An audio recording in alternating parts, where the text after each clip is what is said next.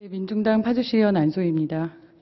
파주시가 제정하고자 임시회에 제출한 친수공간 조성에 관한 조례와 친수공간 사업 추진단 조직 신설로 진행 중인 소리천 친수공간 조성 사업에 대한 입장을 밝히고자 합니다. 3월 16일 파주환경운동연합은 서면의 입장문을 통해 본 조례가 전면 재검토되어야 한다는 입장과 더불어 운정 호수공원과 소리천의 수질 개선이 선행되어야 한다고 밝혔습니다. 또한 2019년 12월 20일 선 수질 개선 후 친수공간 조성이라는 의견서를 건설과에 제출하며 의회에 안건이 상정되기 전에 전문가와 수질 관련된 해당 부서 등을 합동으로 개발 사업으로 인한 영향평가와 타 지자체 검증을 할 수 있는 토론회를 요청하겠다고 밝혔습니다. 그러나 현재까지 진행된 바는 없습니다. 얼마 전 파주시 2030 중장기 발전계획 용역 착수보고를 통해 분야별 전략사업 연구안, 운정신도시 리틀베니스 조성사업이 소개되었습니다. 친수공간 TF팀을 통해 운정신도시 소리천에 관광객 유치를 위한 수로 조성 계획을 수립한다는 것입니다. 해외 성공 사례로 검증된 친수공간 조성을 바탕으로 주민의 의견을 수렴해서 관광 콘텐츠화하겠다는 전략 사업 아닙니다. 연구안에 따르면 보트를 활용해 이국 체험을 하고 보트를 이용한 수상 카페와 수상 식당을 운영하며 공연, 전시 등 다양한 형태의 보트를 운영한다는 계획입니다. 그러나 운정신도시의 한국형 베니치아 조성 사업은 이제와 새로운 전략사업처럼 홍보되는 것은 옳지 않습니다. 이미 선거를 통해 최종환 시장님은 운정신도시 랜드마크 조성 사업을 공약하였습니다. 앞선 민선 시장님도 공약도 유사하였습니다. 파주시가 시정계획을 통해 운정역 등 역세권 주변에 도시명 관광 콘텐츠 사업을 추진하겠다고 밝혀온 것은 이미 오래된 일입니다. 하기에 그 전망과 기대 효과에 대해서 각종 지역, 지방 언론은 물론 역세권 상가 분양 및 부동산 시장의 주요 핫 이슈로 자리 잡은 지가 오래입니다. 블로그를 검색해보면 최종환 시장님의 공약 중 운정역 주변의 운정신도시 랜드마크 조성 사업을 본격 착수하겠다는 공약이 가장 좋다는 내용을 쉽게 찾아볼 수 있습니다. 역세권 상가, 분양자들의 기대와 상권 개발에 이해 당사자분들의 욕구가 날로 높아지고 있습니다. 그러나 이러한 한국형 베니치아 조성 사업은 최근에 검토 추진의 사업은 아닙니다. 다 아시다시피 10년 이전 교화 신도시 조성 시에도 교화 신도시를 한국의 베니치아로 조성하겠다는 추진 계획이 발표되었습니다.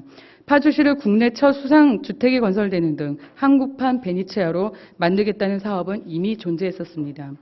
당시 동아일보를 통해 보도된 내용을 보면 파주시가 관광보트를 운영하는 등 주운 계획을 마련하겠다라고 밝혔고 이 계획이 음정 3지구 계획에 포함될 수 있도록 국토부에 건의하겠다라는 내용도 밝혀져 있습니다. 음정 3지구 쪽을 지나는 공릉천 지류인 청년두청 상류구간과 운정 1, 2지구 소리천을 정비하여 새로 연결하는 사업으로 인공 소하천을 조성하여 물길이 곧 교통로가 되고 관광보트가 운영되는 관광상품을 개발한다는 계획이었습니다.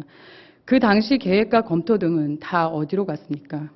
10년 전에 추진이 불가했던 그 원인과 그것이 운정신도시의 지속적인 수건 사업으로 정치권에 끊임없이 요구되었던 그동안의 지역사회와 여건의 변화 등에 따른 새로운 진단은 필요한 것은 마땅합니다. 하지만 한국형 베니치아는 10년 전과 거의 흡사한 사업 방식과 목적으로 다시 추진되고 있는 것만큼 그 사업성의 공공성을 활용하는 것이 적정한 것인지 본격적으로 논의한다고 해도 더 이상 무리가 아닌 것입니다.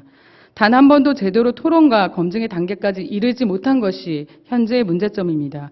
하루라도 빨리 핵심이 되는 물, 수질, 그리고 개발로 인한 가치와 이익이 지역사회로 어떻게 재분배되어야 되는지 근본적인 질문을 시작하는 것을 요청드립니다. 이 사업이 공론화되어야 합니다.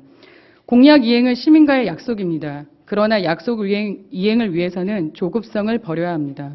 장단콩 웰빙마루와 같은 공론화와 정상화로 가기 위한 고초를 우리는 모두 겪어왔습니다.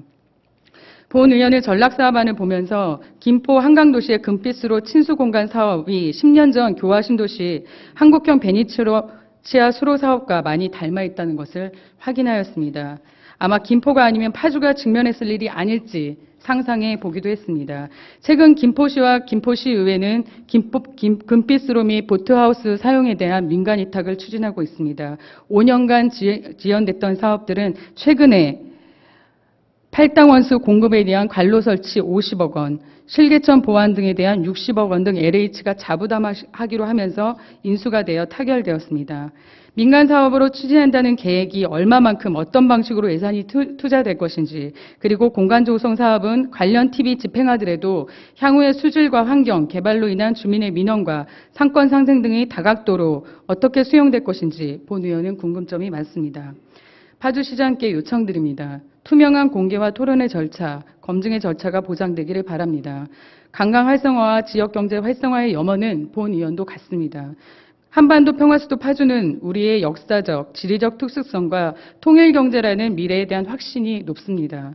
많은 관광 콘텐츠 사업이 그렇듯 공공성 활용을 통한 개발 이익은 우리 시민 모두에게 돌아갈 것임을 믿습니다. 이상 5분 발언을 마치겠습니다. 경청해 주셔서 감사합니다.